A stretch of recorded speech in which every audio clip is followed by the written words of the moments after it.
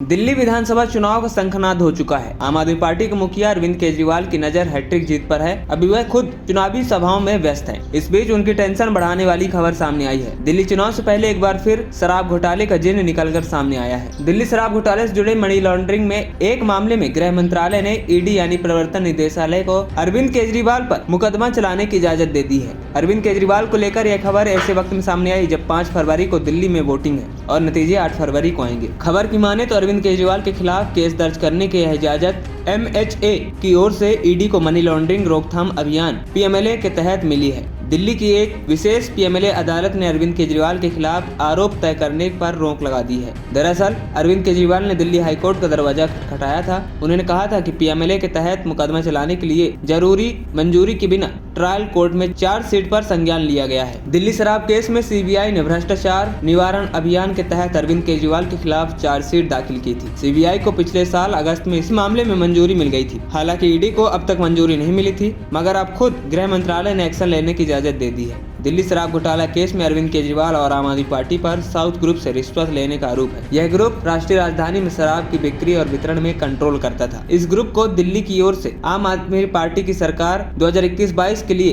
बनाई गई आबकारी नीति से फायदा दिया गया था। यहाँ ध्यान देने वाली बात यह है कि नवंबर के आदेश में सुप्रीम कोर्ट ने कहा था कि ईडी को PMLA के तहत मुकदमा चलाने के लिए विशेष मंजूरी की जरूरत है। अरविंद केजरीवाल ने 6 नवंबर को सुप्रीम कोर्ट के एक आदेश का हवाला देते हुए हाई कोर्ट के सामने दलील दी थी कि CBI को मिली मंजूरी ईडी के लिए उनके खिलाफ मुकदमा चलाने की हरी झंडी नहीं हो सकती। उन्होंने कहा था कि एजेंसी को PMLA के तहत मुकदमा चलाने के लिए अलग सहमति लेनी होगी। इसके बाद ही ईडी ने गृह मंत्रालय से इजाजत मांगी थी। वहीं सुप्रीम कोर्ट ने अपने नवंबर के आदेश में कहा था कि ईडी को PMLA के तहत आरोपियों पर मुकदमा चलाने के लिए सक्षम प्राधिकारी से विशेष मंजूरी की जरूरत होगी। इसके बाद PMLA के तहत आरोपी बनाए गए अन्य लोगों ने भी अपने खिलाफ चार्जशीट रद्द करने की मांग की थी। सुप्रीम कोर्ट ने अपने फैसले में ईडी से कहा था कि वह CRPC की धारा 197(1) के तहत सक्षम प्राधिकारी से मंजूरी ले। बताया जा रहा है कि ईडी सुप्रीम कोर्ट के उस फैसले के खिलाफ पुनर्विचार याचिका दायर करने के लिए तैयार भी थी, जिसके बाद आरोपियों की ओर से चार्जशीट रद्द करने के लिए कई याचिकाएं दायर की गई। ANP टाइम्स की रिपोर्ट।